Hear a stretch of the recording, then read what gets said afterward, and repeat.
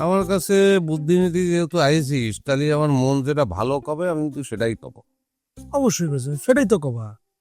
আমি বুক তোরে বুঝে পারতেছি না। আমি ওরা কথা দিচ্ছি, তুমি যেটা কবা সেটাই মেনে নেব। হ মেজবে যান, সব দিক বিবেচনা করে তুমি কবা।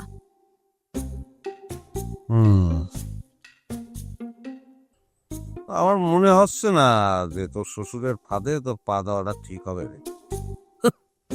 এই মুক্তা, আমি জানতাম ভাইজান এই কথাই কবে।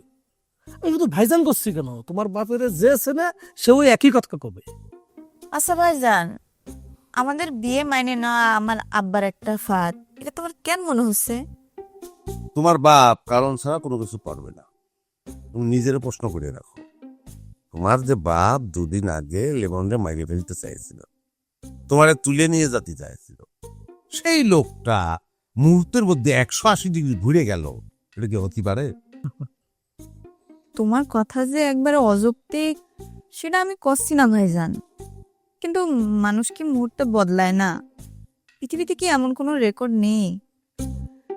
পৃথিবীতে এরকম রেকর্ড হয়তো অনেক আছে, কিন্তু তোমার বাপ মুহূর্তে বদলে যাবে এটা হতেই পারে না। হ্যাঁ লেমন, তুমি কথা কথা আমার বাপের টানতেছো কেন? তারা না টেনে কি কোনো কথা কওয়া যাচ্ছে না? শ্বশুর তো সেজন্য ঘন ঘন তার নাম নিয়ে একটু মজা করতেছে, আর কিছু না। শত হলো সে তো আমার বাবা, বারবার তার সম্বন্ধে খারাপ কথা শুনতে কেমন ভালো লাগে? কিন্তু সত্যি কথা তেতো হলেও তো সেটা হজম করা শিখতে হবে। এই ধরো নিজের স্বার্থে পিতরের সঙ্গে তোমার বাপ যেটা করলো, সেটা কি তুমি করতে পারবা? আমাদের ভাষাতে তার সবচেয়ে কাছের লোক পিতরকে সে কিডন্যাপ করতে বিন্দু মাত্র দ্বিধা করেনি।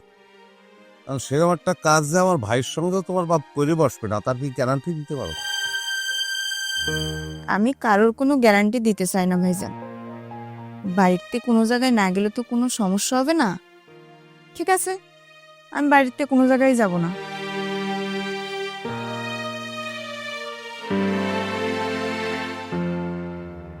দেখলা, দেখলা কেমন স্যার দেখাই চলে গেল। ও জায়গায় হচ্ছি না, ওর জায়গায় যদি তুই থাকতি তুই একই কাজ করতি। ঠিক আছে, আমি আসি।